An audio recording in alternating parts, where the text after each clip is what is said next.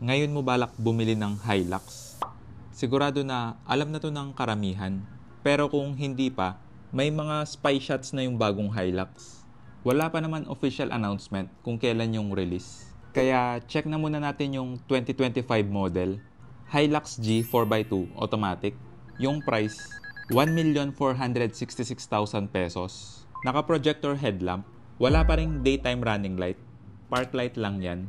LED fog lamp, halos same pa rin yung front grille sa Conquest. Wala nga lang front camera.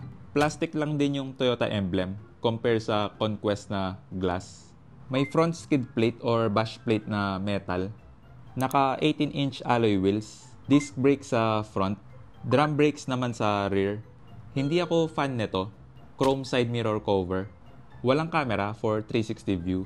Pero kung importante sa inyo yung 360 view, Conquest yung kunin nyo. May keyless or smart entry button. Para sa akin, lumang tignan yung chrome. Check natin yung interior. Mahirap pa rin tapakan yung side step board.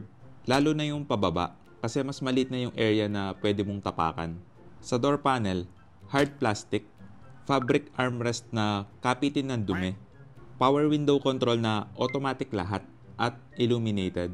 Leather wrapped steering wheel. Naka-hydraulic power steering to, kaya hindi siya yung sobrang gaan. Analog instrument panel with 4.2-inch multi-info display. Push start stop button. 8-inch infotainment system with Apple CarPlay and Android Auto. Hindi nga lang wireless. Iba-iba tayo ng preference, pero para sa akin, mas okay yung ganito. May volume knob at physical button. Dual zone climate control. 6-speed automatic transmission. Iset ko lang sa highest position yung driver seat. Okay yung visibility, mataas yung ride height. Hindi rin sobrang kapal ng A-pillar, kaya less blind spot. Yung dashboard, hard plastic. Dalawa yung storage compartment sa passenger side. Hindi nga lang dampen yung sa baba. Walang vanity mirror dito sa driver side. Yung sa passenger side lang yung may vanity mirror. Iset ko lang yung driver seat sa driving position ko. Check natin yung rear seat. For reference lang, 5'7" yung height ko.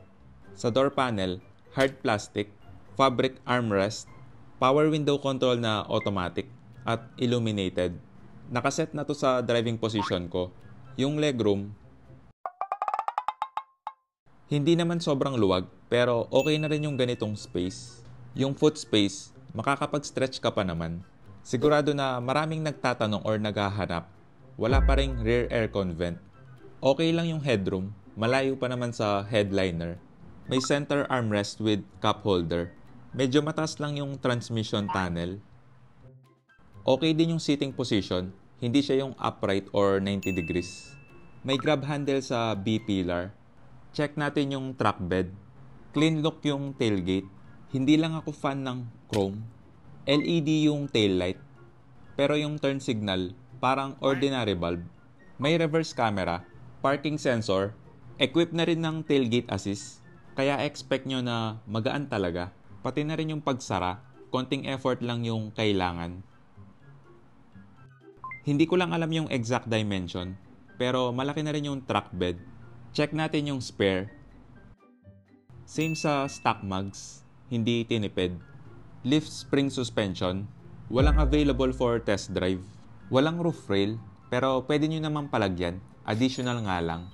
Ito pa rin yung 2GD 2.4 liter turbo diesel engine. Palike na lang and subscribe. Paalam.